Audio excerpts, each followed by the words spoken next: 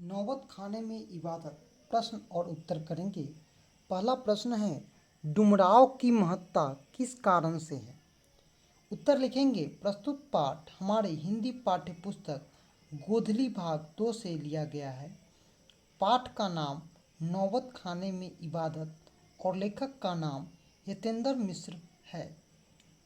महान शहनाई वादक भारत रत्न बिस्मिल्लाह खां का जन्मस्थली और उसके पैतृक निवास होने के कारण तथा शहनाई में लगने वाली रीड जो नरकट से बनती है, डुमरांव में बहुलता से प्राप्त होती है।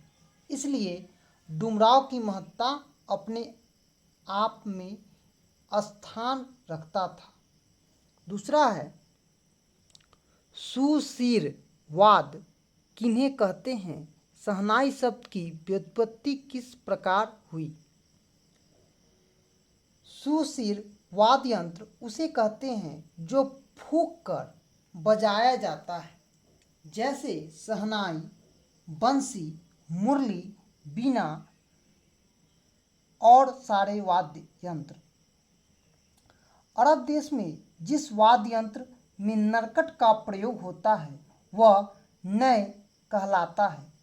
सुशिर वादों में जो शाह राजा श्रेष्ठ हो उसे शहनाई कहेंगे, अर्थात फूंक कर बजाए जाने वाले श्रेष्ठ वाद्य यंत्र शहनाई कहलाते हैं। तीसरा प्रश्न है, बिस्मिल्लाह खां सजदे में किस चीज़ के लिए गिड़गिड़ाते थे? इससे उनके व्यक्तित्व का कौन सा पक्ष उद्घाटित होता है? उत्तर लिखेंगे। बिस्मिल्लाह खां प्रतिदिन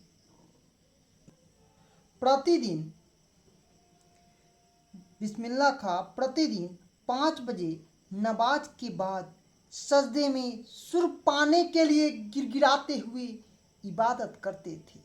मेरे मालिक एक सुर बख्श दे। इससे उनके व्यक्तित्व का एक पक्ष प्रकट होता था। खां साहब अपने आप को कभी परिपूर्ण नहीं माने।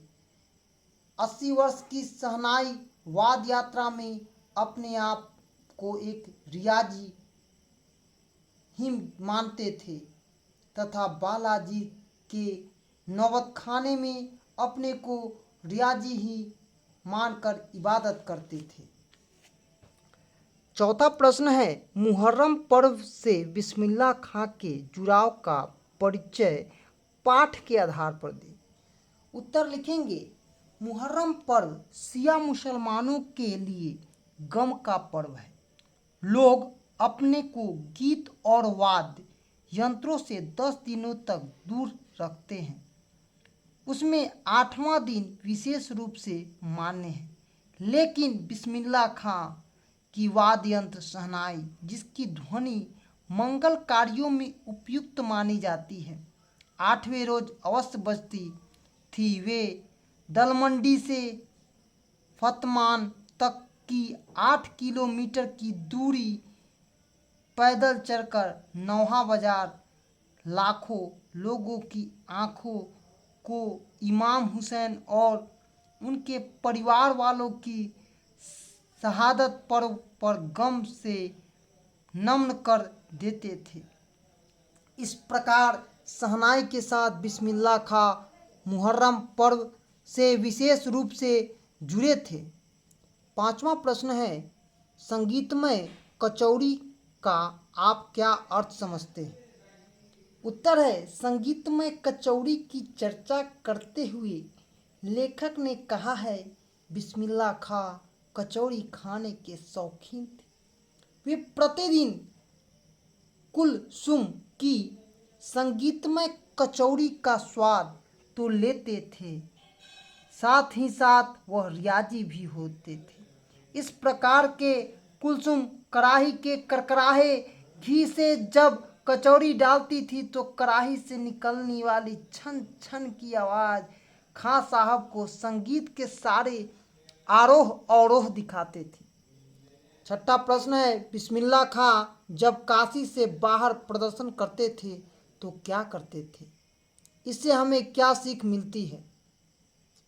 बिस्मिल्लाह का संपूर्ण जीवन जब तक काशी में रहे, प्रातः होते ही बालाजी के मंदिर के प्रधान द्वार पर बने नौबत खाने में पहुंचकर अपने को रियाजी मानकर बालाजी का सानिध्य समझकर रियाज आरंभ करते थे।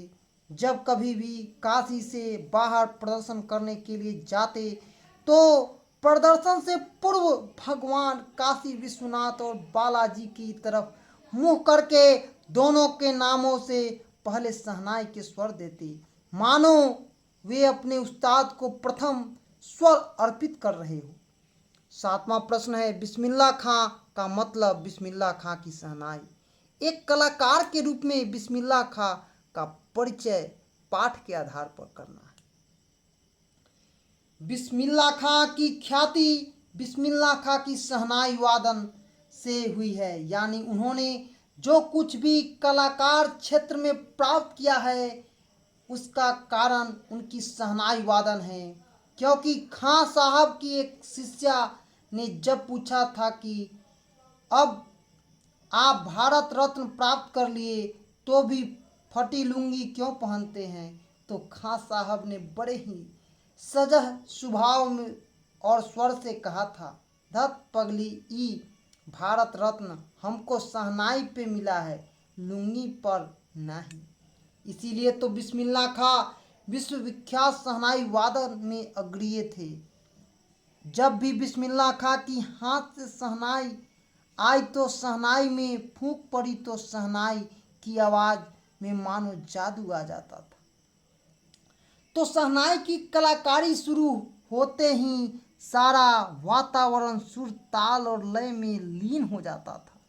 श्रोता उनके स्वर को सुनकर ब्रह्मानंद को प्राप्त कर झूमने लगते थे, मानो पावर दिगार के लिए कृपा, उस्ताद की नसीहत और गंगा मैया की कृपा एक साथ मिलकर सातों स्वर के साथ अवतरित हो रही है।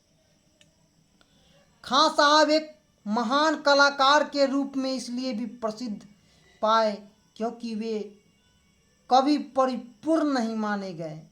इसीलिए 80 वर्ष की कला जीवन में भगवान बालाजी के सम्मुख सदैव रियाजी के रूप में अपने को दाखिला देते रहे। सचमुच बिस्मिल्लाह खां की कलाकारी सदैव हर एक व्यक्ति के लिए प्रेरणा का स्रोत है। नौबत खाने में इबादत, प्रश्न और उत्तर आप न्यू एजुकेशन पॉइंट के तरफ से देख रहे थे। जय हिंद, जय भारत।